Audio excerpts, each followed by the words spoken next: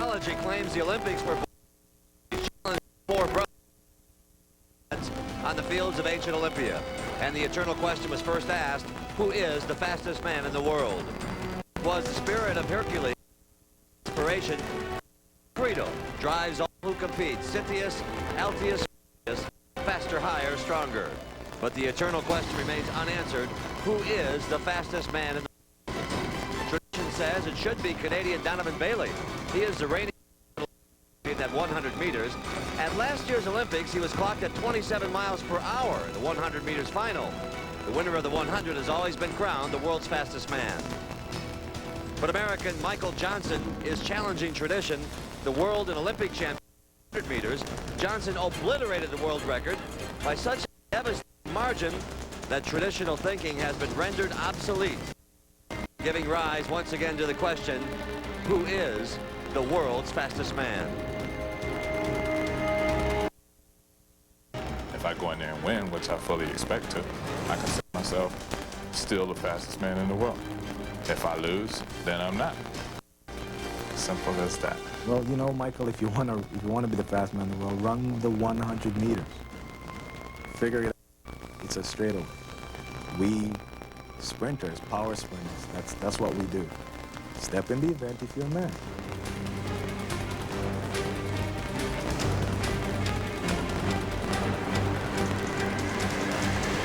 Today, 2 men, 1 track, 1 curve, 150 meters.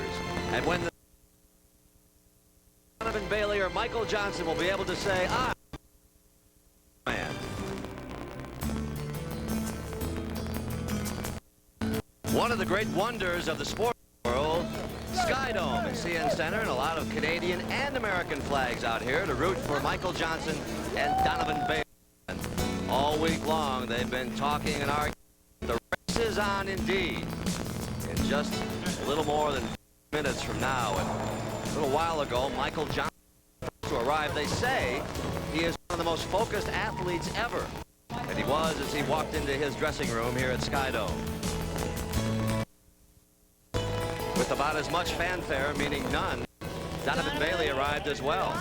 The crowd wanted to know how he felt, and he had no words. Focused again, too, for the more than 40,000 folks who have turned out to declare the world's fastest man. Will it be Michael Johnson, or will it be Donovan Bailey? And we are just to the right of where Joe Carter hit that home run to win the World Series, Game 6 against Mitch Williams and Philadelphia. Who could forget that? And here we are. Hi again, everybody. I'm Pat O'Brien. Glad you're with us on this Sunday afternoon. Well, tomorrow they elect a prime minister here in Canada, and today we anoint the world's fastest man. And much like a heavyweight fight here, some money involved, $500,000 to each contender, $1 million to the winner. And like a heavyweight fight, a lot of threats, a lot of talk, and a little bit of controversy. Yesterday, both athletes came to Sky Dome to check out the track. There's Donovan Bailey. He was unhappy with the turn, 75 meters. He thought it felt or seemed more like 85 meters and had things to say about that. And Michael Johnson, they're over to his right to each other. Both competitors, both focused on the race. Michael, by the way, likes what he sees. He is indeed the king of the curve, and he likes his race there. So it's Michael Johnson and Donovan Bailey, our main event, but with old rivals and friends competing. Jackie Joyner-Kersee and hiking long jump, Olympic high jump gold medalist Charles Austin against former world record holder Patrick Chaubert. And the future of pole vaulting arrives today as American Lawrence Johnson duels Okur Dries of South Africa. And finally, Ludmila Enqvist will defend her Olympic gold medal in the hurdles against Michelle Freeman of Jamaica. There is some track news off the track. Headline, Mary Slaney, among 2 other Americans, have been suspended by the international governing body of track, the IAAF, for testing positive for a performance-enhancing drug, pending a hearing from the American track officials on the matter. Meantime, Mary Slaney denies strongly the charges, and we'll follow that story for you here. Donovan Bailey and Michael Johnson is our main event here, and calling the race for you this afternoon, Craig Masbeck, the Whitestones, and our man Tim Ryan, the Ryan Express. Tim? Thank you, Pat, and welcome to everybody for this exciting event. we've had plenty of excitement already, actually, over the course of the past week getting ready for it. A lot of the purists have scoffed at this race, and yet nonetheless we have two undisputed champions, and I think their performances at Atlanta would seem to make this a very legitimate matchup. Well, first time the purists forget that this is the origins of track. Back in the 19th century, it was match races that got the sport going and led to the sport as we know it today. But if you look back to Atlanta, two things happened. Donovan Bailey put the stamp on the 100 meters. He not only won, he set a world record. Normally, he'd be the world's fastest man based on that. But when Michael Johnson ran 19.32 for the 200 meters, that changed tradition right there. This is a legitimate meet, halfway in between 100 and 200. Who knows what it will settle, but it's a legitimate event. Well, having said that, Dwight, this has had all of the trappings of a heavyweight championship fight. There's been all kinds of controversy that's gone on all week long. These two guys, you saw them ignoring each other on the track yesterday. More hoopla than we ever would have expected. Well, a lot of posturing, but more importantly, a lot of controversy over the track itself. 150-meter distance, part of it on the turn, part of it on the straight. They agreed that it should be 75 meters in the turn, 75 meters straightaway. There was some discussion about whether that was the exact configuration yesterday. Turns out it is. The people with the Mondo Track Service have decided, yes, this is 75 meters in the turn, 75 on the straight. They are 48-inch width turns, the width of the lane itself, so there's no advantage being gained by anyone. Michael Johnson will be in the stagger outside of Donovan Bailey, so Donovan will be able to watch him all the way around the turn. That should be an advantage, but Michael Johnson, I feel, will be so far out in front that it really won't matter. Donovan Bailey will try to catch him. I just don't think he'll be able to do that. Well, there's a live look at Donovan Bailey out here early with still some time to go, other events to take place, but he is warming up here on the floor at Sky Dome, home of the Blue Jays and the Toronto Argonauts of the Canadian Football League. Well, earlier, the high jump event matched the 1996 Olympic champion Charles Austin of the U.S., who holds the American record of 7:10.5, against Patrick Sjöberg of Sweden, a three-time Olympic medalist and former world record holder.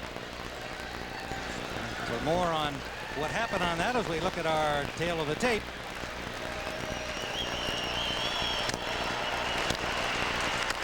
Charles Austin, 29 years old, 6'1". There's his record we mentioned, 7:10.5.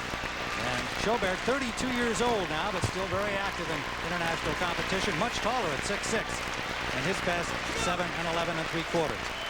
As we look at the competition, let's turn it over to Craig and Dwight. Patrick Sjöberg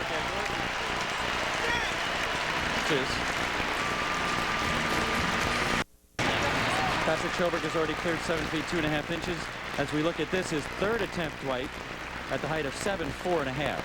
Patrick, now 32 years of age, won the Grand Prix final last summer on his third attempt at 7'4.5, unable to make the height. It's a little early in the season for Patrick. Again, at 32 years of age, he still has a lot of jumping left in him. As we see the Olympic champion, Charles Austin, and as you said, it's just 6 feet 1 inch tall, short for a high jumper. Made a great move at Atlanta when he had a silver medal in his pocket, took one jump at 7 feet 10, set the Olympic record, and won the gold medal as he here clears 7'6.5" very easily on his first attempt of the competition. That earned him the chance to at least win that event, and he had his eyes focused clearly on jumping the world record today. This, his third attempt at 7'8.5", an intermediate height that he would jump on the way to a world record. Charles Austin, who returned from serious knee injuries after winning the 1991 World Championships to win the gold medal.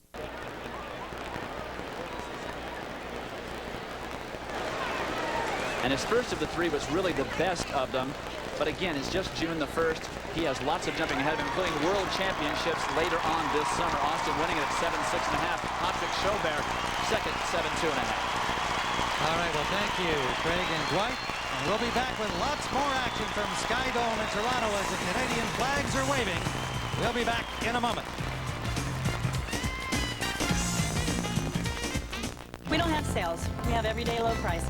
If somebody does happen to run a special, we're going to beat it. We don't want them to have to travel 20 miles to the next place to go get that item that's on sale when we can take care of their needs here. Why do you need sales? To me, that's just saying to the customer, well, okay, we're going to jack up our prices, and then every once in a while we're going to give the customer a break. Not at Home Depot. We give customers a break every day. We're really good with this price thing. I like this. It's burned into the bedrock of the store. You always get it for less at Home Depot. If you're looking for for a real challenge, this is it. If you're looking for a sure thing, take the High Endurance Challenge from Old Spice. This deodorant evaporates less quickly, it also lasts longer, protects better. So try High Endurance. It's a sure thing. And now you got proof. I know I do. I like being in control. With this new Dinerex, I control the cause of my dandruff every day. New Dinerex Advanced Formula. Its medicine doesn't just treat the symptoms, it controls a leading cause of dandruff called Peel Valley. Now that's serious control. New Dinerex Advanced Formula. Okay, everybody, let's all thank Al for bringing the snacks. Gail, I believe it was your week to write something, wasn't it? A Faraway Land by Gail Devers. Once upon a time, there was a faraway land where people fast and slow could join hands and sing in harmony, where you were judged by the size of your heart, not the size of your lead, where people looked past the zoom mirror in your shoes and saw the real you. The end. Words can be powerful, can't they? Michael, hold my hand.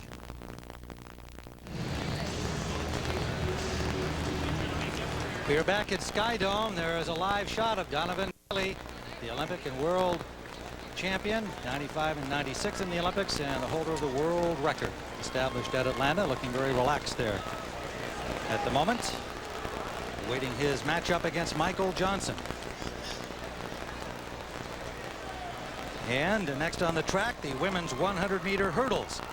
The 1996 Olympic champion, Ludmila Enquist, has the third fastest time in history in this event, 12.26 seconds, against this year's world indoor champion, Michelle Freeman of Jamaica, a bronze medalist in the sprint relay at Atlanta, and a hurdle time best of 12.57. And there's the world record, 12.21, Donkova of Bulgaria. Engqvist will be running on the inside lane on the 100-meter track. And Freeman on the outside lane, the 1996 gold medalist. There are 10 hurdles. Freeman running a great race in Atlanta, unfortunately fading to 6th after a great start, and she is running sprints this outdoor season, has had a little bit of a hamstring injury, but still look for her to get out very, very quickly as she has a great sprint start. The only woman to beat Enqvist in the 1996 season when she was ranked 3rd in the world. 28-year-old Michelle Freeman. She's running in the spot that Gail Devers was originally invited to compete in here, but she pulled out with an injury earlier in the week, and Michelle Freeman, a worthy opponent for Enqvist, the Olympic champion, now at 33 years of age, still very, very talented, very, very fast.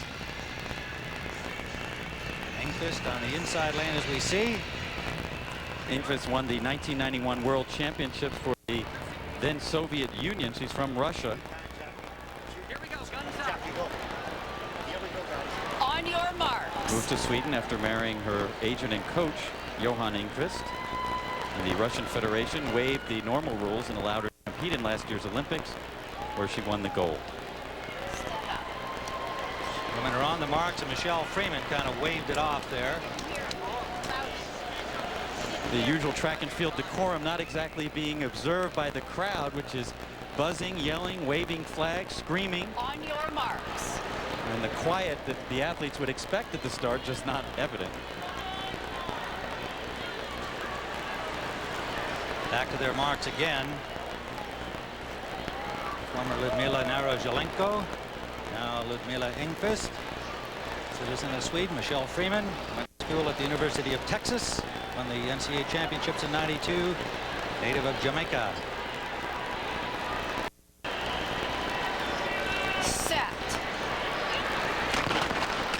False start. Out quickly was Enqvist.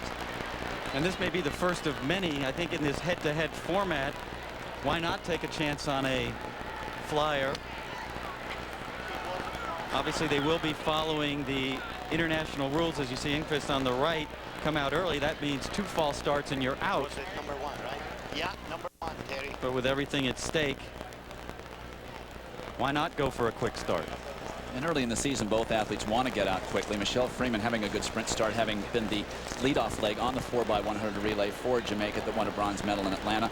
Also, Freeman has a tendency to press near the end of the race. These hurdles probably too close together for the women as they are now getting taller and they stride out more, but the distance is fixed. And Freeman has had a history of tripping over hurdles after like number 7 or 8. False start, lane 1. Fast runners like Freeman and Gail Devers, who generate so much speed, have trouble getting back into the hurdling position as the later hurdles come on. Engqvist, more of a technician, a great technical runner with not the same sort of flat speed that Freeman would have.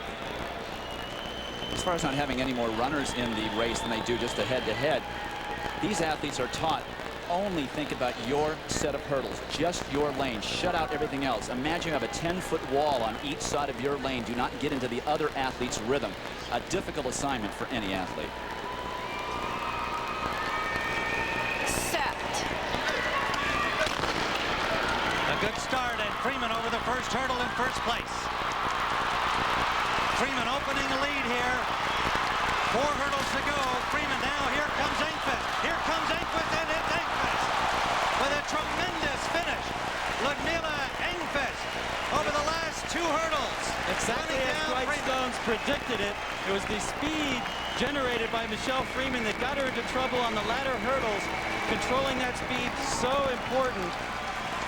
Engqvist remained in her game. Both of them had odd starts as they both hitched a little bit, were rocking backwards at the start. And Tim, you called it well that Freeman just burst out into the lead so quick between the hurdles, snapping the leg down, gaining a really substantial lead. But as she came up toward the hurdle, the speed was just too much. She couldn't make the adjustment. She hit the top of the hurdle, and then she literally had to high jump over that. It was actually the 8th hurdle that she hit, high jumps over the 9th, and then is out of it by the 10th. Michelle Freeman, as you said, Craig, great speed, but as that great speed happens, you've got to get your front leg down faster. You can't reduce the distance between the hurdles, and she knows it. This has been typical of the way Michelle Freeman has raced in these types of distances over these hurdles. Being such a great sprinter, as you said, Gail Devers is, it's a difficult adjustment for them to make. Engqvist is a consummate technical hurdler. 1996 Olympic gold medalist at Atlanta at age 33, still showing her ability and speed here. In 1997, less than a year later, and she wins this match race against Michelle Freeman. Let's go down to our reporter, Michelle Tafoya. All right, congratulations. It looked like Michelle got out early. You pulled away right there at the end. Describe what happened at the end. This is me. I ran better in the finish than in the start, and it was full start. And but it's same like Atlanta. I ran just to win last meters, and now same. How did you like the one-on-one format of this race? This is a little bit difficult because of track. I really like this track, but I'm happy I win. It's enough. Congratulations. Let's send it back to Pat O'Brien. All right, Michelle, and so 40,000 people get a nice race to look at to begin things off here. And our main event, of course, coming up, Michael Johnson and Donovan Bailey. Donovan Bailey is in the house, and they showed him up on the big screen here, and the crowd erupted. The Canadians love their guy. We'll be back with more from Toronto right after this. On June 13th, Annie's back. Who's ready to party on the big boat? Everything's changed, but her luck. A position charges throughout the ship. Hasn't.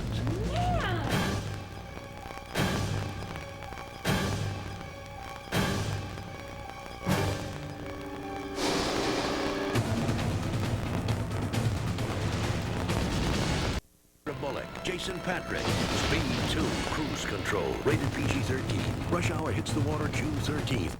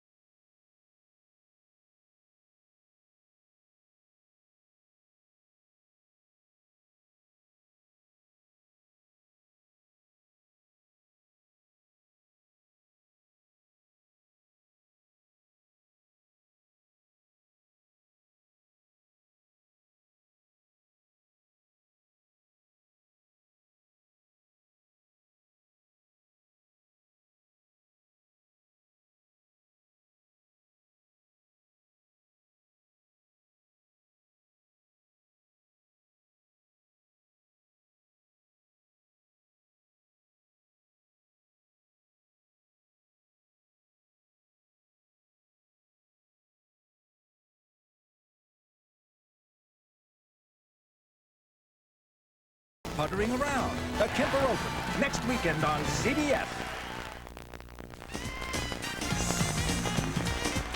After the show, keep up with the world's fastest man at CBS Sportsline. There's a special cover story, video clips, background stories, wrap-ups, and more. It's all there, and it's fast at CBSSportsline.com. And be nice.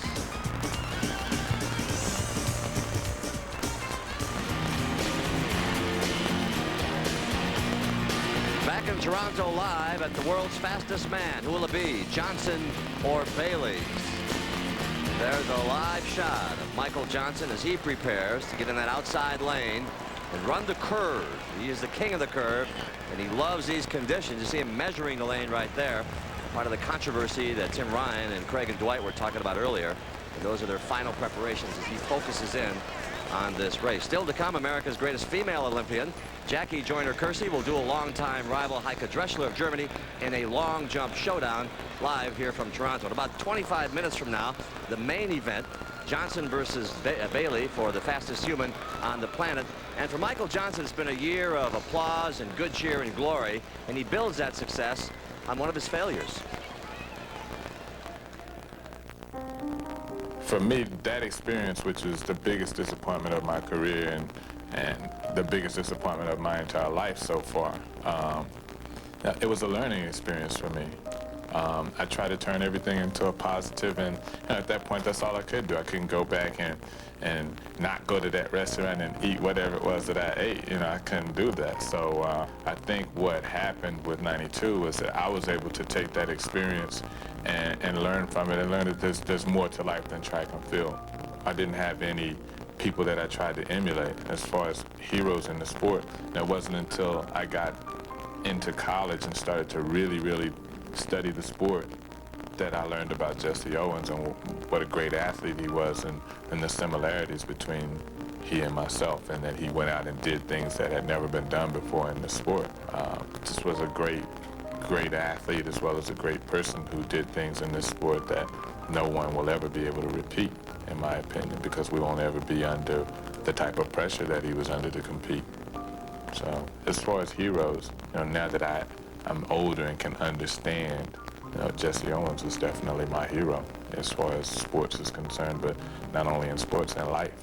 It wasn't one of those typical sports stories where, this guy wants to be, a professional track athlete, and 20 years down the road, he's realized his dream. He's the best track athlete in the world. I just wanted to be the best at something. I wanted to be the best at whatever I did. And, I had a lot of obstacles to overcome to get there. And a lot of injuries in college when I knew that I could be the best. Finally getting over all of those injuries, then I had the huge disappointment of Barcelona. I have been blessed with the opportunity to go out here and have a job doing something that I love to do, compete. I'm a fortunate and blessed human being. The end. Many forget that Johnson broke the world record twice last season, first toppling Pietro Manea's 17-year-old record at the U.S. Olympic trials and then obliterating his own record at the Olympic final. Now, Donovan Bailey's rise to the top has been about as improbable as you can get. Born in Jamaica, moved to Canada at age 12, and then after college became a stockbroker, but he traded his wingtips in for the spikes and became one of the greatest 100-meter sprinters ever.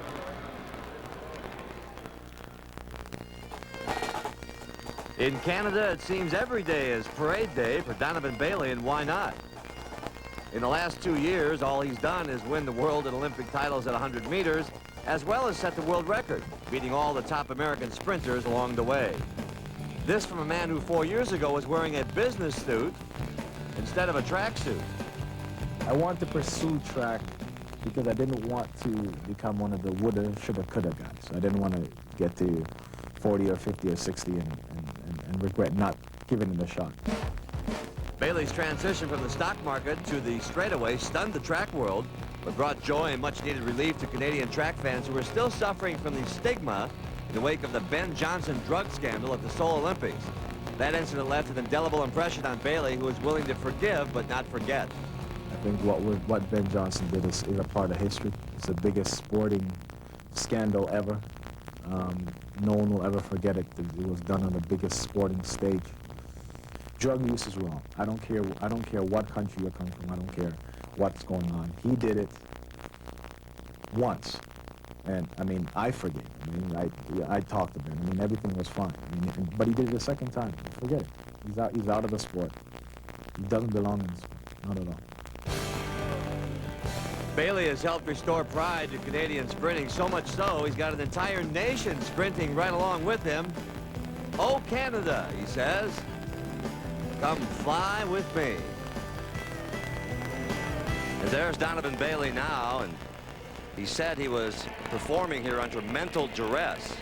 He looks focused, listening to his disc man, and Michael Johnson right across the arena. He's testing out the track. This is live as they get ready to get it on in about 16 minutes from now. CBS Sports coverage of the world's fastest man will continue after this message and a word from the local station.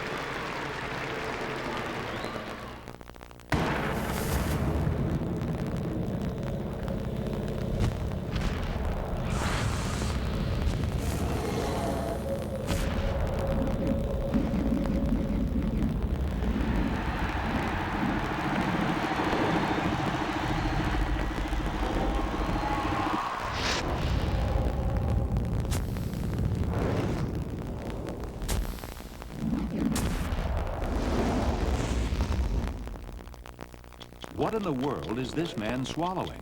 $10,000 worth of heroin. That's how they smuggle it out of Colombia. 60 Minutes, tonight. Monday, Cosby goes back to work. No, don't do that. Stop it. You act like I'm some kid going off to school. Did you put cookies in here? Cosby. Then, is Raymond too young to be having his first midlife crisis? You don't think I think you're attractive? I do. Everybody loves Raymond. CBS Monday. CBS. Welcome home. Attention viewers. Punch 62 for big afternoon comedy starting at 4. 4? Why? 62 CBS is Big Time TV. What is Big Time TV? Quality comedies you want to watch. Punch 62. Big stars that'll make you laugh. Punch 62. So remember, for quality afternoon comedies with the big stars you want to watch, weekdays starting at 4. Punch 62. Big Time TV. Silverman Homes since 1919, building where you want to live. With distinctive homes from the 160s in Ann Arbor and South Line.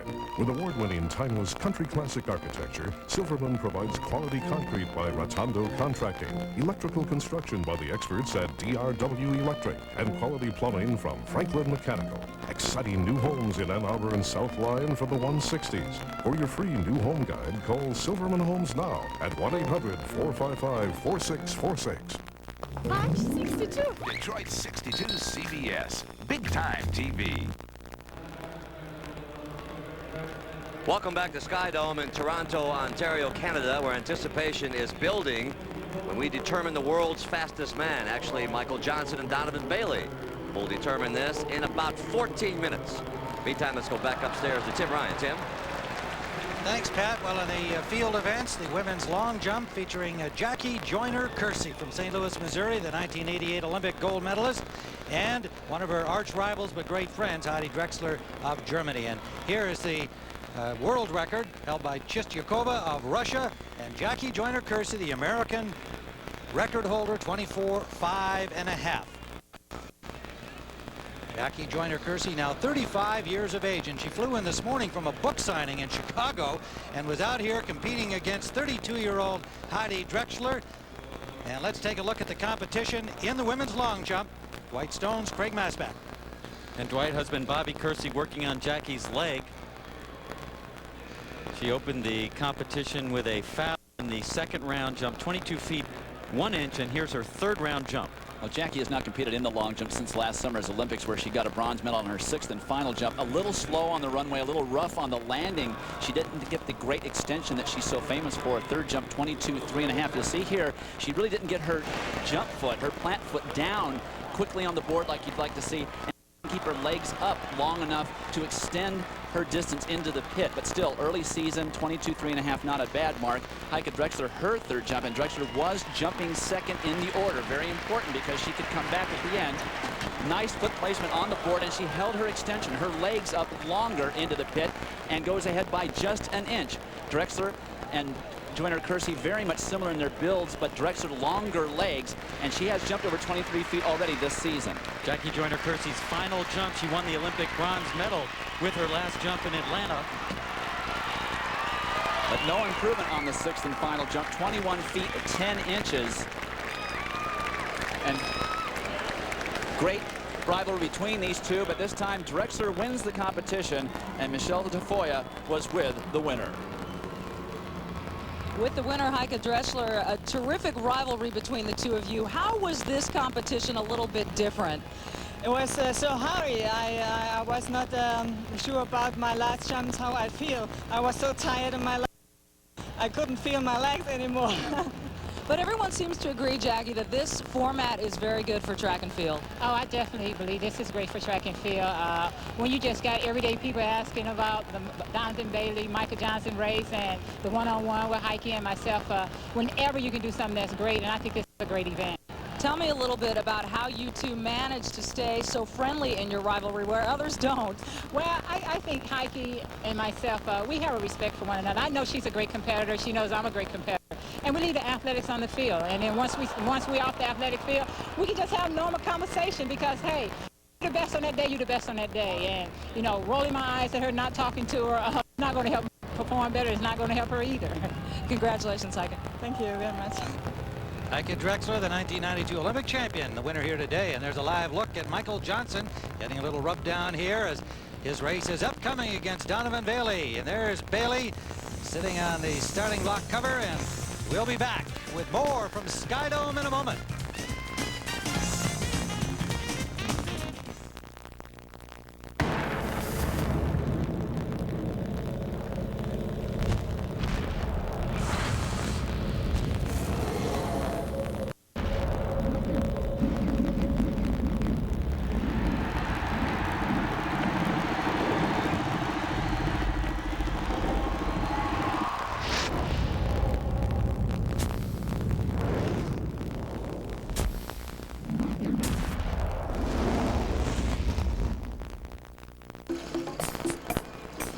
We were on vacation. Oh, your sunglasses!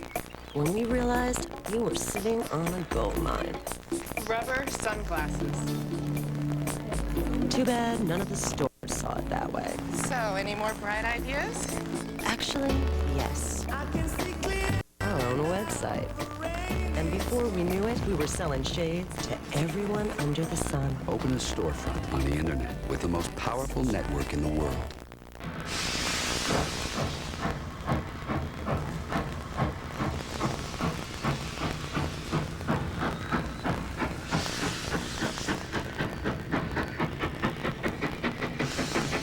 When you consider the potential for long-term performance, it's easy to see why over 10 million investors put their trust in Fidelity. All aboard. Call 1-800-FIDELITY for more information on Fidelity funds. Recently, an independent group of brewmasters and beer experts conducted a tasting of just about every major beer in the country. For 4 months, they sampled regular and ice beers for character, flavor, and overall quality. And in the end, the judges named one beer the best tasting beer in America, Old Milwaukee. So when you want the best tasting beer, now you know where to turn. Old Milwaukee.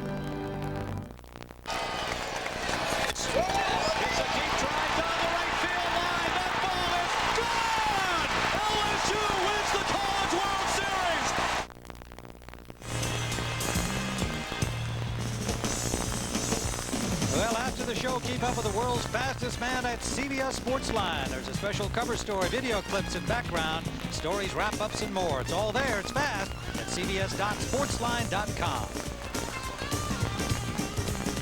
Well, now let's take a look at the men's pole vault event, running concurrently with some of the other field events and featuring American record holder Lawrence Johnson, silver medalist at this year's World Indoors, who Best is 19 feet 7.5 inches. And look at the world record held by Sergei Bubka, who was also invited to be here but pulled out after initially accepting the invitation. Lawrence Johnson, the American record holder, as we said, at 19 7.5. And Okert Brits from South Africa, second highest jump ever of 19 9.25. And here's Johnson, gentlemen. Here we see Lawrence Johnson, his third and final attempt, 19 feet 4.25 inches. And Johnson in good shape this time of year. It's when he set the American record last year, but a little slow the last 5 strides down the runway. His 18.10.25 make was much, much better technically, but running out of steam a little bit in the competition. And at 19.4.25, Okert Brits on his second attempt. Brits now living in Nice, France, just 23 years old. He really is a wild man. Swims shark-infested waters, goes bungee jumping, all the personality traits of your typical pole vaulter. Good speed at the end of the runway there, and a nice clearance at 19.4.25 for Brits, who jumped 19.8.5 last year, but did not do anything at the Olympic Games in Atlanta. But look for him in the future. Sergei Bubka, watch out. Brits still jumping in the pole vault competition. We'll be keeping track of that. We're looking live now at Donovan Bailey, and he'll be upcoming against Michael Johnson to decide who is the world's fastest man.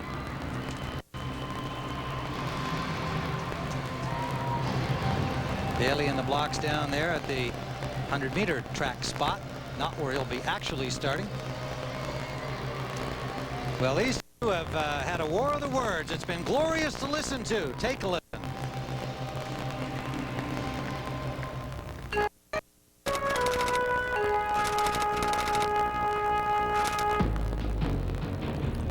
I'm the world's fastest man.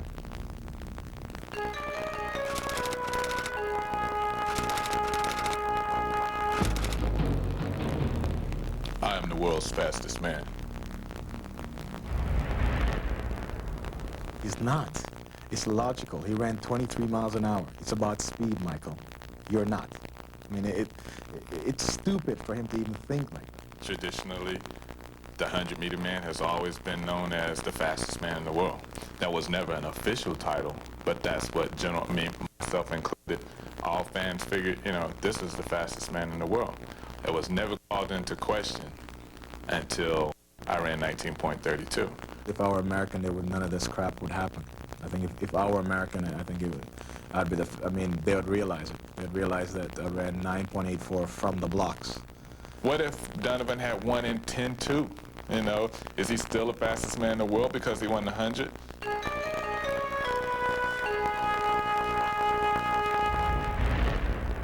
Mike is searching for something. He's searching for attention because he needs it. He needs it to live. He needs to survive because the only thing that he can describe himself as is a sprinter. He's a runner. There's nothing else to it. It's a shell without track. There's nothing. He comes into the sport, and the following year, after his first year, 95, he wins the world championship, and he wins an Olympic gold medal. It's all new to him, and it's exciting. You don't want to let that go. He needs something. He needs a crown to put on his head because he realized that, I mean, it's not going to happen. I mean, the world's fast man thing, anywhere in the world, you know, people see him as Michael Johnson, the 200-meter runner, not the world's fastest man. Everywhere in the world.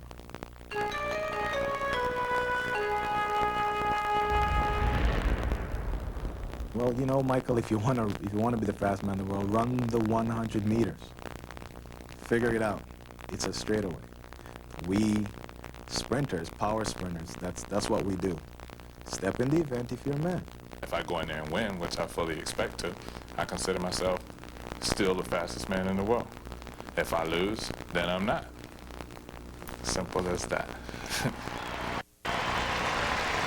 Words to run by, and they will in just a short time. Live here on the CBS Sports Show, Donovan Bailey on his feet. He'll have the home crowd behind him, Canadian flags waving against Michael Johnson of the U.S. when we return.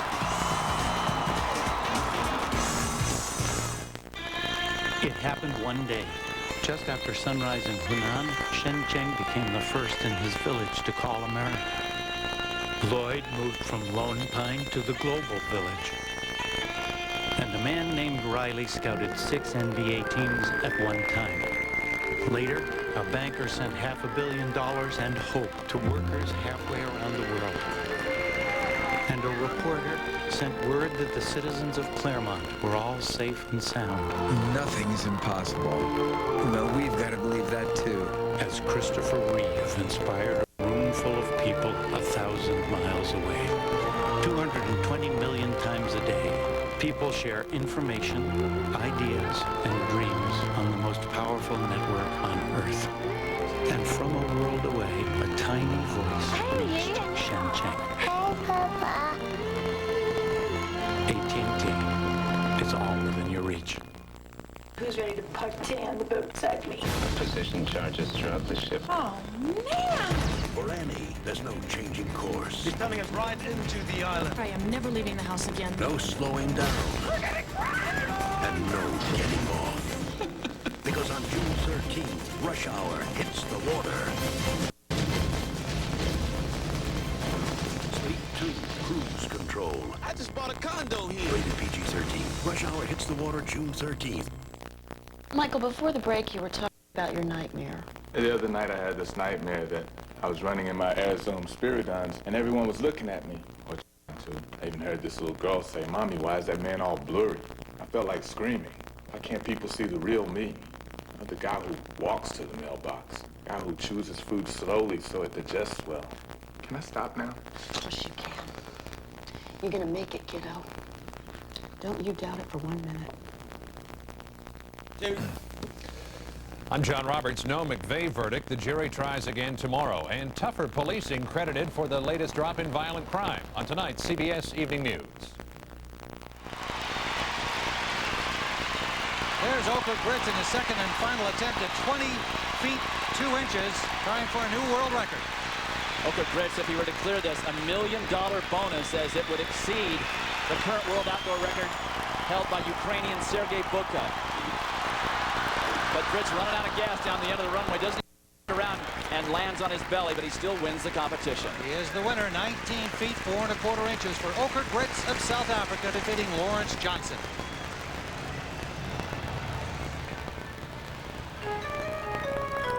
I'm the world's fastest man.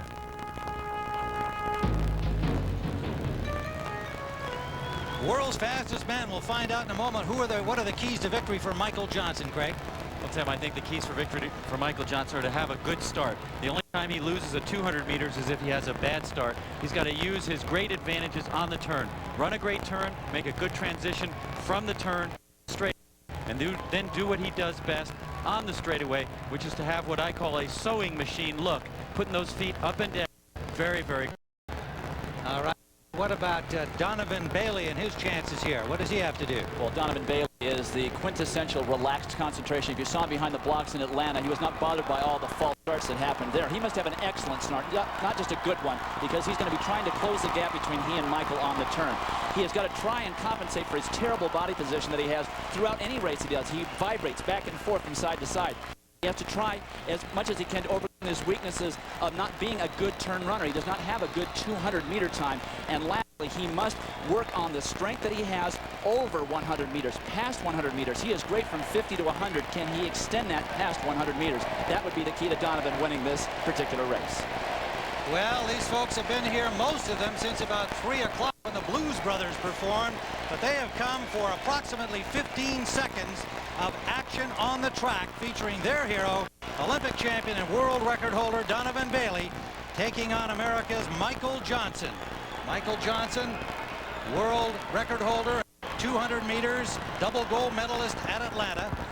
And on the stagger at the start, Johnson will be approximately 8 feet ahead. You're looking at Bailey, who chose the inside lane, and as we have been saying throughout this program, has been complaining about the configuration of the track. He expected the curve to be less sharp and had hoped for a longer straightaway. He got neither, but he's running. Michael Johnson said to Donovan Bailey yesterday, if you think your lane is too tight, let's trade lanes. I'll take the inside, and I'll give you a meter lead. Donovan didn't have any of that. We were talking about the configuration of this track. It's supposed to simulate lanes 3 and 4 from Atlanta. Remember that Michael Johnson set his world record in Atlanta from lane 3, so he's actually running 1 lane out from that slightly gentler curve. But Johnson is the greatest turn runner in history. That should be the key. In the blocks and ready to go. Looks explosive start by Johnson. Pretty good start by Donovan Bailey. Bailey on the lead. Bailey on the lead. Johnson has pulled up lane. Bailey will win it easily. Johnson has pulled up lane. What a tragic finish after all of the hype and all of the war of words. Johnson pulled the muscle. Donovan Bailey doing what he said he would do. He said he would put pressure on over the first 50 meters and would put Michael Johnson in a position that Michael Johnson wasn't familiar with last year and in earlier years in 200 meters. He ran a storming turn against all odds. Everyone said, including me, that Michael Johnson was the guy with shorter legs, a lower center of gravity, the man who the turn would favor. And you have to wonder when the injury came to Michael Johnson. What point in the race did he feel that? They seem to pull up very quickly with about 40 meters to go. We'll take a look at it again. I'm sure there is a standing ovation here. A sizable crowd, as it turned out, at the Sky Dome. Their hero, Olympic champion, Donovan Bailey, is indeed the world's fastest man. But Michael Johnson in some obvious pain. Bailey head before the injury appeared to occur, at least to affect him. Bailey, I guess the question, gentlemen, could he go 150 without decelerating too much? It appears that he has answered that question and certainly is the world's fastest man. Well, the time of 15 seconds flat doesn't really answer the questions of fastest man in terms of ability, Dwight Stones, because both of these men can run faster than that. There's no question that Donovan Bailey can run faster than 15 seconds, and there's no doubt that on many times Michael Johnson has passed the 150-meter mark faster than 15 seconds. But for this day, it's definitely Donovan Bailey. Michelle Tafoya is there with Michael Johnson. Michelle? Michael, you pulled up at about what point and what happened? I felt my quad just tighten up coming out of the curve. It kind of loosened up, and I tried to keep running. Then it just went ahead and pulled, so, you know, it happens. Had you seen any sign in your training or any kind of warm-up that anything like this would happen? No, not at all. I've been very confident. My racing has gone well. Training has gone well. That's what happens. Obviously, you're very disappointed, but I've got to ask the question. Certainly, Donovan is going to claim now that he is the world's fastest man, and the word rematch has already come up. Do you even think about that at this point, or what will your response be to those who say that this clearly proves Donovan is the fastest man? Well, even if I had won, and I feel very confident that I could have, still probably would have said that. Some people would have said that. One is always entitled to their opinion, and, you know, I can't do anything about that. Michael, thank you for joining us. Let's send it back upstairs to Tim Ryan. It's $1 million victory for Donovan Bailey. He was guaranteed $500,000. He gets $1 million more for the win. Michael Johnson was prepared to put up a winner-take-all pot of the entire $2 million, but Bailey did not accept that. Let's see it again. Watch on the turn, Michael Johnson. On the right, Donovan Bailey. On the left, Michael Johnson. Bailey ran an incredible turn. Right there, as he came into the straightaway, you see the grimace on the face of Michael Johnson on the left. He said he thought it would loosen up, but then he had to pull out. Bailey never seemed to tighten and ran Dwight Stones just the most amazing turn I've seen him run. Donovan Bailey ran that turn like a man possessed. He had a great start. He was ahead of Michael coming into the straightaway, which is almost incredible to imagine. Could Michael Johnson have caught him if he had not pulled up? We'll never know the answer to that question, at least not today. And the time for Donovan, he looked around the last couple of meters wondering where Michael was. No telling what he would actually run, and he ran the race almost all by himself. He didn't see that Bailey was not with him until the final 10 meters or so when he looked back. He had a 14.92 distance in August of '95 in a race against Linford Christie and others. Christie, the winner of that race, an unofficial time for Christie of 14.74. But Bailey ran as fast as he had to here today, with Michael Johnson unable to finish because of a pulled quad. We'll be back here at Sky Dome with the winner, Donovan Bailey, the world's fastest man.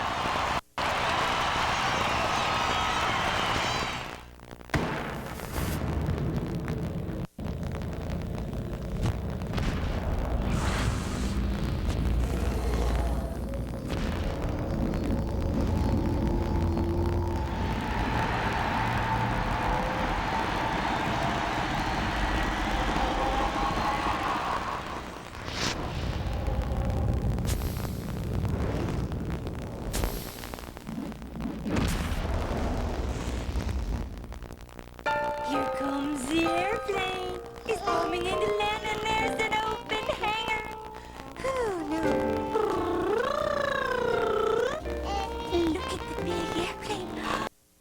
It's like the airline food. Open, open, open. No, not open. Perhaps you've known since you were a child. Oh, yes. What a good baby you are. That's why United has hired Chef Sheila Lukens of the Silver Palette Cookbook to create our meals.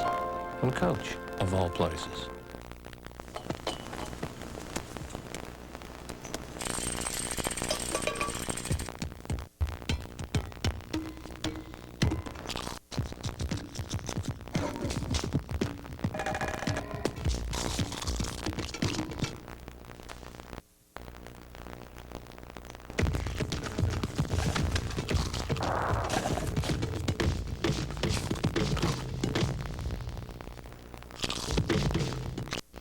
When you come into Home Depot, there are professionals in every department. We have journeyman electricians. Master plumbers. We've got roofers. We hire the most experienced people in the market. You've got people in every department in our store that have come through the trades or through the pro business. Doing what they love, doing what they know. I cannot let you leave here not knowing how to do it correctly. We're expected to be the best. It's not, I read a pamphlet on this and I think I know what I'm talking about.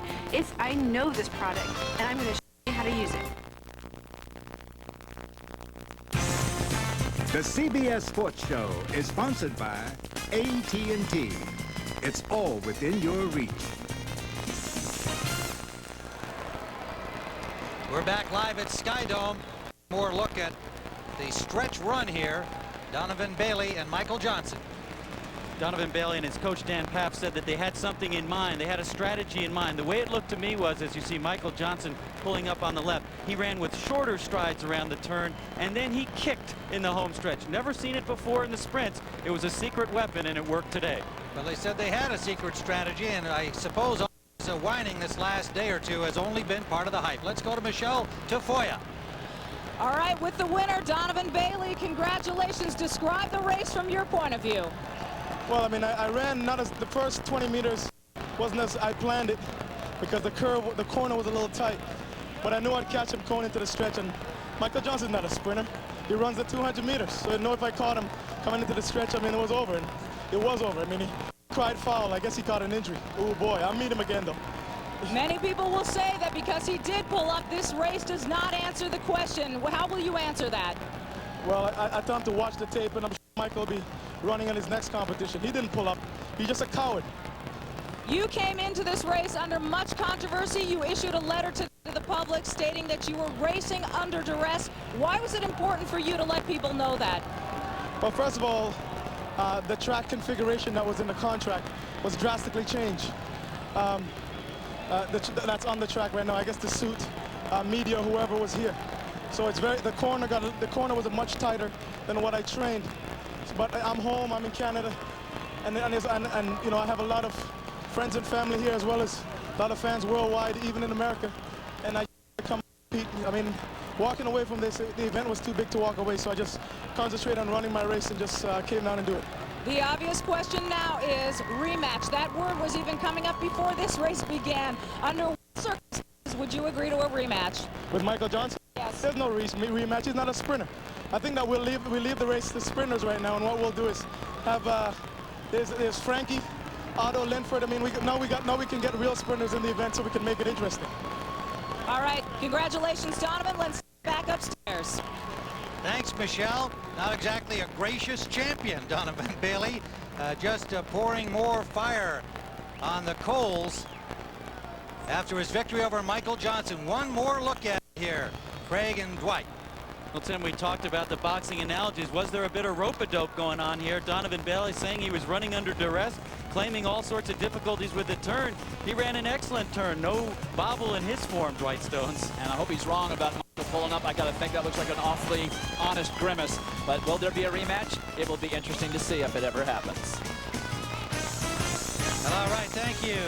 So for Pat O'Brien, Craig Nasback, Dwight Stones, and Michelle Tafoya, I'm Tim Ryan saying so long from Skydome, where Donovan Bailey has been crowned the world's fastest man.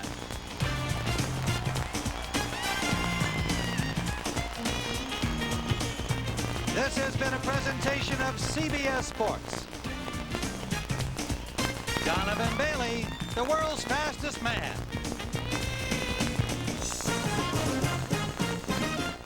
Today, almost 700,000 people are celebrating their birthday. Chances are you know one of them. So call 1-800-FLOWERS right now and we'll give you 10% off any birthday arrangement. 1-800-FLOWERS. Just call our name. This summer, CBS is turning back the clock. It's Way Back Wednesday.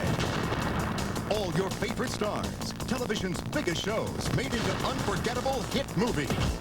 James Garner returns in Rockford Files. Lindsay Wagner and Lee Majors are Bionic Ever After. Gerald McCraney and Jameson Parker, Simon and Simon in Trouble Again. James Arness in Gunsmoke 4. Tony Randall and Jack Klugman together again as The Odd Couple, and more. CBS Way Back Wednesday, beginning June 4th. CBS. Welcome home.